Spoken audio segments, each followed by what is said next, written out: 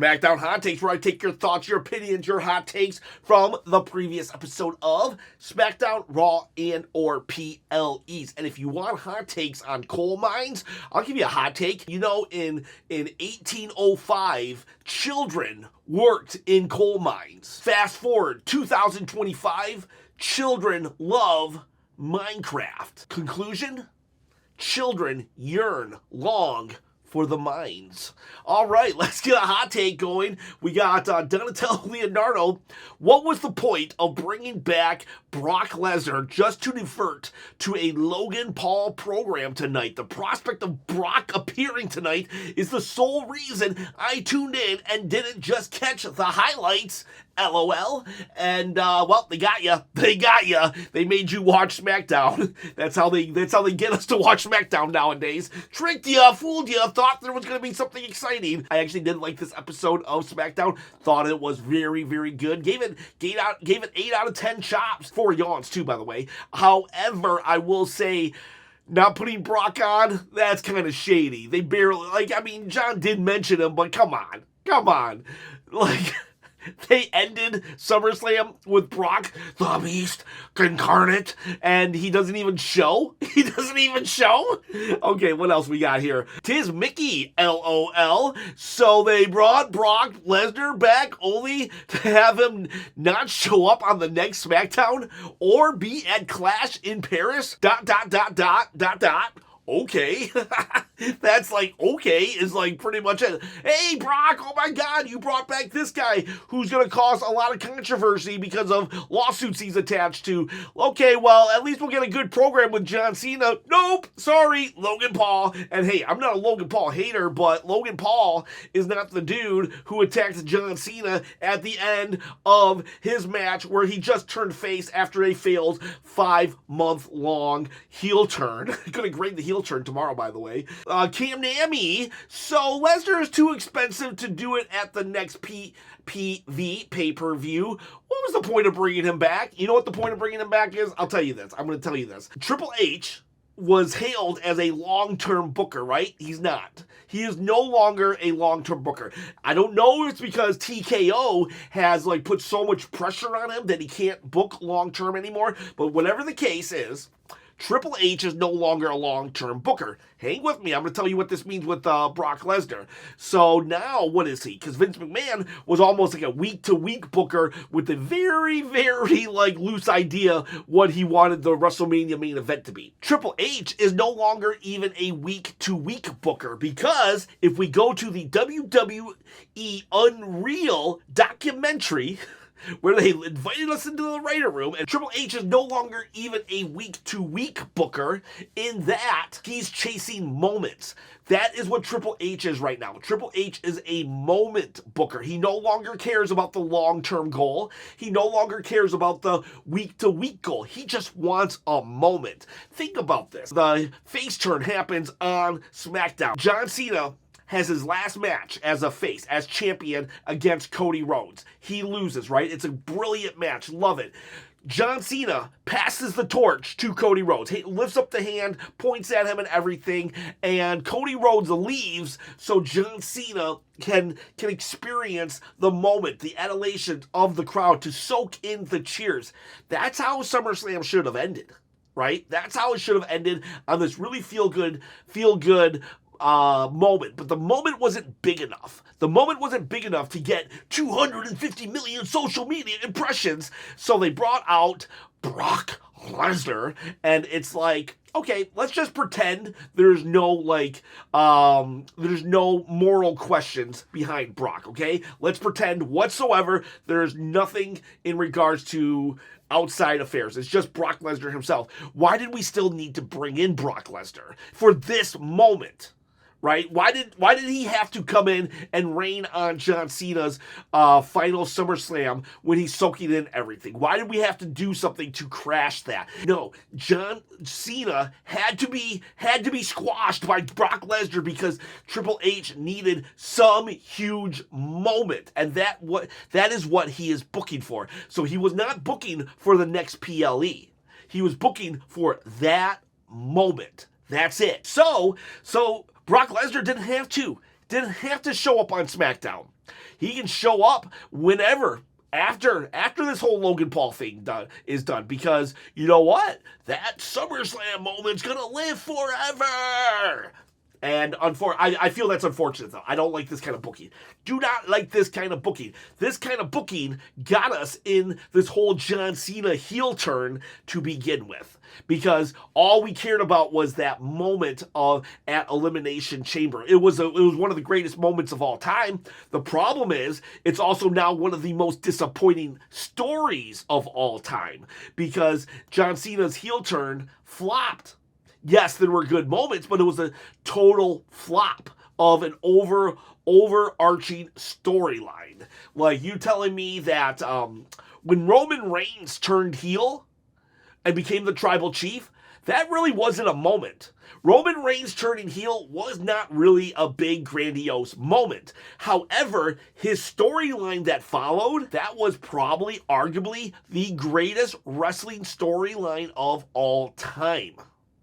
But that was chasing a storyline and not this just one singular moment in one singular night. And that's the way we get epic storylines, is long-term booking with the ability to be flexible. At this channel, we've also done long-term booking, because at 20,000 subscribers, I give away this belt. Been saying it since 10,000 subscribers, and I'm legit. Already gave away 2 belts on this channel, and you can be the next winner. I don't care if you just started watching this video tomorrow, because you're so new, you're not even watching it when it came on live. You're watching it tomorrow. You could still win it. All you got to do is comment below, subscribe to the channel, and hit the bell notification. I would appreciate it. I'm trying to quit the day job. You can win the belt. And don't forget a thumbs up. The thumb would appreciate an up as well. Yes! Give a thumbs up! Don't be stingy with those thumbs! Thumbs up! All right. So, thank you, thumb. Here we go! All right, let's do this. Okay, next hot take. This is from Bishop Marley. The Ron killing storyline ended way too soon, but I'm glad we got Silly Truth back. It would have been cool to see both personalities going at the same time, like you suggested. I suggested on the live stream what they should have done with R-Truth was, when he came back, they should have had a split personality. R-Truth should have been on SmackDown, and Ron Killings should have been on Raw. And you could have seen, that way you had the best of both worlds. Because I know when a lot of people, when R-Truth came back, a lot of people were like, we wanted R-Truth back, not the serious dude. Yeah, some people really like the serious dude, Ron Killings, but they wanted the character of R-Truth back. So there was a little bit of disappointment. And then for the most part, he was written off TV anyways. And that was a dropped opportunity by Triple H, because Triple H only used one moment of R-Truth coming at Money in the Bank when he revealed himself. And after that one moment was gone, he didn't book him at all. Because again, Triple H is a moment booker and not a long-term or a week-to-week booker anymore. And so, yes. So then R-Truth was gone. Ron Killings was gone. We could have had split personalities. Imagine we got, like, I don't know if I would say evil, but we got, like, you know, disgruntled, serious Ron Killings over here, while silly R-Truth over here, and both not acknowledging the other's existence. That would have been great. All right, I'm going to paraphrase this one. W. Potato says, Drew and Cody had a lot of hype going into Clash, but seeing Cena in France one last time would be worth way more if he was facing Brock Lesnar and not Logan Paul. And I think, I think Logan Paul, Cena wouldn't be a bad match to have. Like, it would actually be a really good match on the farewell tour. The problem is, they just burned 5 months. They burned 5 months with not really letting John Cena fight. And now we know John Cena can not just fight at a PLE, but he can fight on the TV matches leading up to it. So, like, I more than would have loved a Logan Paul match at about month 3 of John Cena's retirement tour. But now we've got 11 dates left. 11 dates left. I would rather see John Cena now be fighting Sheamus, honestly, or Gunther, or Drew McIntyre, or a plethora of people. Logan Paul, would have been awesome if they would have done his retirement tour correctly. Donatello Leonardo, Nick Aldis should be investigated for fraud and corruption. Solo and his crew were not ready for a match, while Sami Zayn clearly showed up with his trunks on and had time to warm up backstage. Absolutely right. Absolutely right. Solo Sikoa was ambushed by Nick Aldis.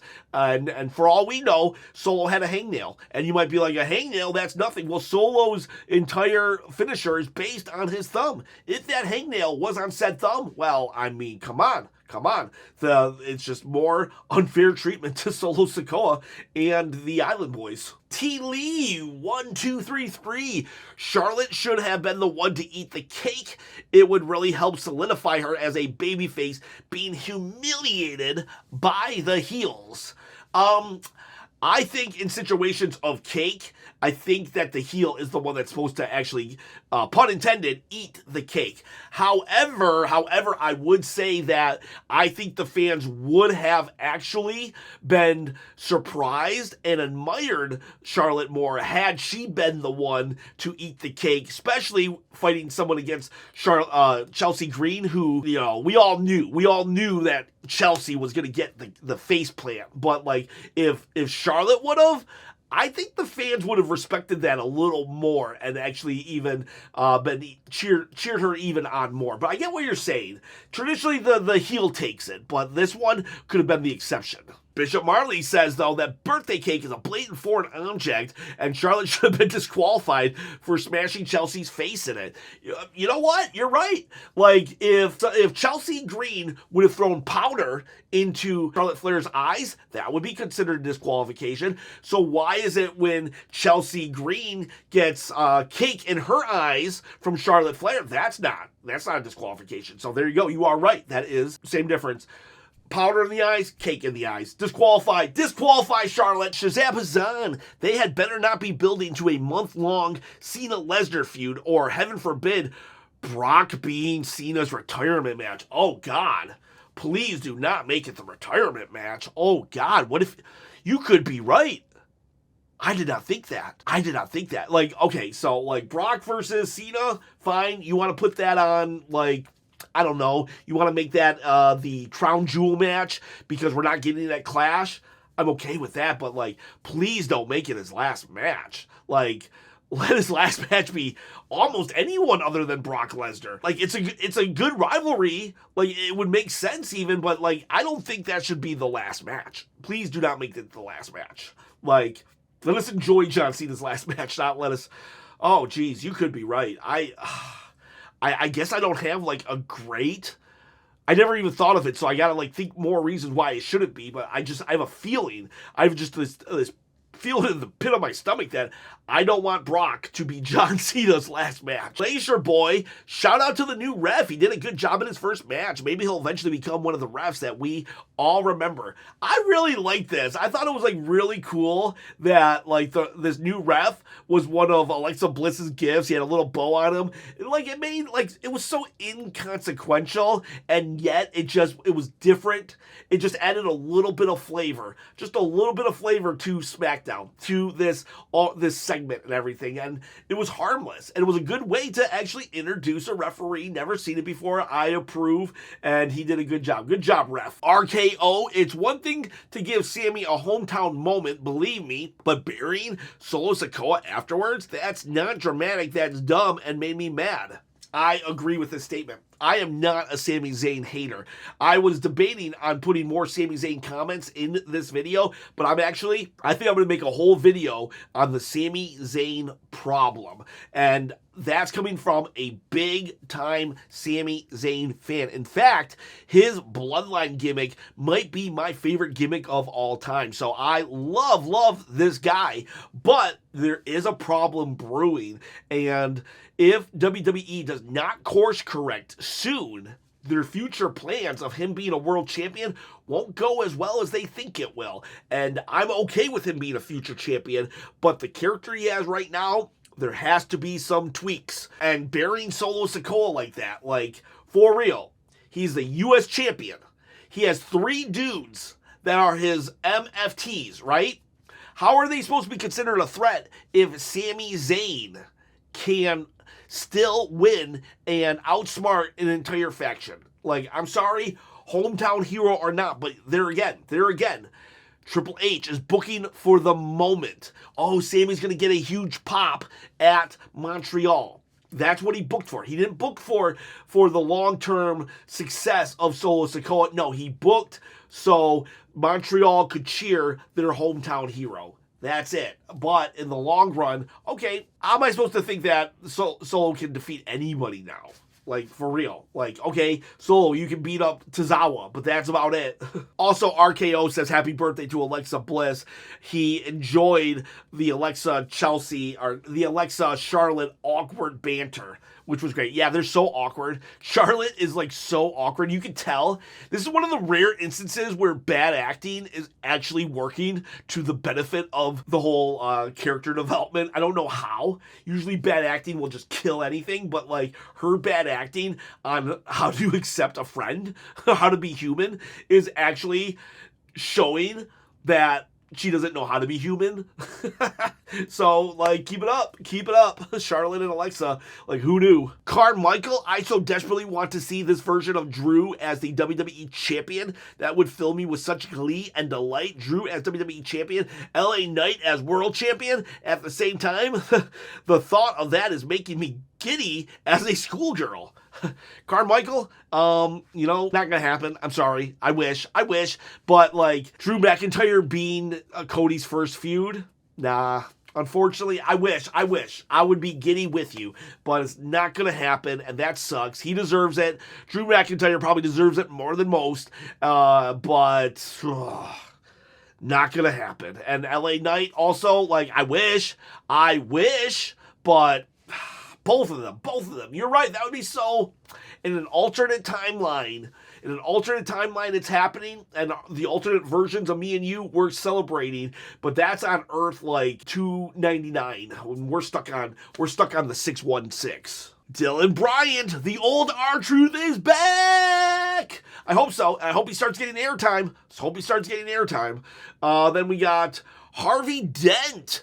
C-Jax, Harvey Dent. Does anybody know who his alter ego is? Come on, that's kind of an easy one. So, like, put that in the comments if you're listening.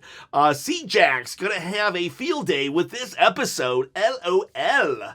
I don't know C-Jax at all, other than, I've seen a couple of his things. I would love, if any C-Jax fans out there want to try to reach out to C-Jax and try to get us to do a collab, how fun would that be? Like, me being so positive and him being such a hater, like, that would be kind of, like, don't you think that would be kind of a cool segment? Like, so try to make it happen. Someone, reach out. Bradley Beams, 11 more dates for John Cena. Y'all don't know what y'all got until it's gone. That's right. We're about to pave paradise and put up a parking lot, and we don't know what we got until it's gone. And then we got Elvis Romero. Cena turns back heel. It's obvious. I don't think so. If it's obvious to you, not to me. Ghost World Order. It sucks Drew has to be Cody's first opponent. Now he has to job to Cody. It's sickening and unrealistic. Drew deserves better than this. I guess it's realistic in the world that WWE has created. If Cody can beat Roman, he can beat Drew. Problem is, I agree with everything else. It's sickening and I hate it. I wish he was not the first opponent, like the third or fourth opponent, because then it's like maybe. But right now, come on. Like, don't feed Drew to Cody just so he can lose. Like, he deserves so much more. Alfonso Passion, I understand that it's a 1v1 Cena versus Logan Paul match, but we already had a 2 tag team matches. I don't know. I just feel it should be Drew or someone else facing Cena. Yeah, I do agree with that. Like I said earlier, Logan Paul would have been a perfectly fine month 3 opponent, but not a perfectly fine, I've got 11 dates left opponent. And no shade on Logan Paul. It's just, we got 11 dates left. Let's see John Cena take it up with some of these other guys that he has a history with, because this is the John Cena retirement tour. Fresh and fly, Logan Paul is WWE's biggest heel in the company, and I hope next year he wins Money in the Bank and becomes world champion. Yes, he's definitely the biggest heel in the company, and him winning Money in the Bank and becoming world champion, I could see it. I could see it. A lot of people think, no, he can't be world champion. I could see a world in which he becomes world champion. He would actually be a really good Money in the Bank guy too, because he could bring it to all his celebrity affairs that we know TKO loves to see their stuff on social media everywhere. Plus, imagine how cocky he would be. He's the epitome of a guy who will just sneak in at the last moment and cash it in. Like, it would work. It would work. Chris Gutierrez, very disappointed with the product lately. I'm very disappointed with the management. Not necessarily the product, but the management. The management is pricing us out. And that leads into the DM link. This may not be a SmackDown Hante, but online, a lot of people are complaining about the ESPN deal. That's where all Americans will have to start paying $30 a month to watch a WWE PLE, not to mention what we pay to watch Netflix, not to mention what we pay for a cable service or a streaming service to watch USA Network, because we don't have all of our WWE content just on Netflix like the rest of the world. Literally the rest of the world. Just get Netflix and a VPN. So I'm not condoning anything, okay? I'm not condoning anything, but let me read that again. Just get Netflix and a VPN, and you have access to everything WWE. Chop, get a sponsor with a VPN. Please, any VPN, sponsor me. I swear to you. I will promote the crap out of you. Doshi066. So basically, two of the biggest faces of the company, of Stone Cold Steve Austin and John Cena, couldn't work as a heel. The fans just couldn't boo these guys since they're so over as baby faces, and both heel runs were meh, had to end randomly. You're right, but the timing was off. When Hogan turned heel, there was starting to be a sentiment of boos. Now, it wasn't there. It might have been 55-45 more cheers than boos, but there was still like a large enough section that they could do that with Hogan. Plus, Hogan didn't hold back. Hogan went heel. Stone Cold Steve Austin, when he turned heel, he was like 70 to 80% still cheered. So there wasn't enough fans booing him. And John Cena, it was his retirement year. Nobody wanted to boo John Cena. We haven't been booing John Cena since like 2014-15. So like they could have been heel at the right time, but WWE chose the wrong time on both of them to turn them heel. And that's what the problem was. Hogan turned heel at the absolute perfect time. And same with Roman Reigns. Roman Reigns turned heel honestly, Roman could have turned heel 5 years prior. But he turned heel when he was not getting cheered. So that was the benefit. Those two heel turns, Roman Reigns and Hogan, are the best two heel turns probably in the history of wrestling. There was enough fans hating on them that they could turn enough fans cheering them to turn hate as well. Ronnie Design, great storyline with Charlotte and Alexa. Creative how they introduce the cake, how the Secret Harvest masterfully brings in the cake, and of course Chelsea has her face in it. Love it. Chelsea was on it, but wish they could give her and her team more. Maybe a segment backstage giving Piper and Alba time to shine. Oh yeah, they should totally do that. Speaking of the bloodline and stuff, I said Roman, I guess, earlier. One of the reasons why Jey Uso, Jimmy Uso, Sikoa, Sami Zayn all got over, because they had so many backstage segments. Let's have Chelsea and the Secret Harvest have a bunch of backstage segments. That would really help Piper Niven and Alba Fire get over.